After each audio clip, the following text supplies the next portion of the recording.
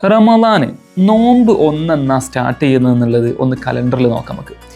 So നമ്മളിങ്ങനെ നോക്കുമ്പോൾ 17, ഇന്ന് 17, നാളെ 18, 19-ാം തീയതി. യെസ്, 19-ാം തീയതിയാണ് കലണ്ടറിൽ കാണിക്കുന്നത്.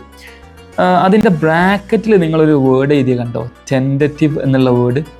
ആ ടെൻറ്ററ്റീവ് എന്നുള്ള വേർഡിൻ്റെ അർത്ഥം എന്താണെന്ന് നമുക്കിന്ന് പഠിക്കാം. നോക്കാം, ഇതൊന്ന് സെർച്ച് ചെയ്ത് നോക്കാം, ടെൻറ്ററ്റീവ് എന്നുള്ള word.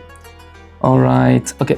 Not final, not 100% decided, temporary, unsure എന്നൊക്കെയാണ് അതിൻ്റെ അർത്ഥം കാണിക്കുന്നത്. അഥവാ അത് എന്തല്ല, ഫൈനൽ അല്ല, ചേഞ്ച് ആവാൻ സാധ്യതയുള്ള ഒരു ഡേറ്റാണ്. അതുപോലെ ഈ ചേഞ്ച് ആവാൻ സാധ്യതയുള്ള ഫൈനൽ ആക്കിയിട്ടില്ലാത്ത ഒരു കാര്യത്തെ പറയാൻ വേണ്ടിയിട്ട് നമുക്ക് ടെൻറ്ററ്റീവ് ഉപയോഗിക്കാം. 1-2 ഉദാഹരണങ്ങൾ ഞാനിവിടെ കൊടുത്തിട്ടുണ്ട്. We made a tentative plan for the trip. The plan is not final. Okay, plan എന്താവാം, ചേഞ്ച് ആവാം. The meeting date is tentative.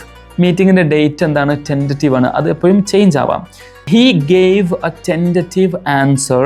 അവനൊരു ടെൻറ്ററ്റീവ് ആയിട്ടുള്ള ആൻസർ നൽകി. അഥവാ അവന് പൂർണ്ണമായിട്ട് അവൻ പറഞ്ഞ ആൻസർ ശരിയാണെന്ന് അവൻ ഉറപ്പില്ല, ടെൻറ്ററ്റീവ് ആയിട്ടുള്ള ഒരു ആൻസറാണ് നൽകിയത്. ടെൻറ്ററ്റീവ് എന്നുള്ള വേർഡ് വളരെ ക്ലിയർ ആയില്ലേ?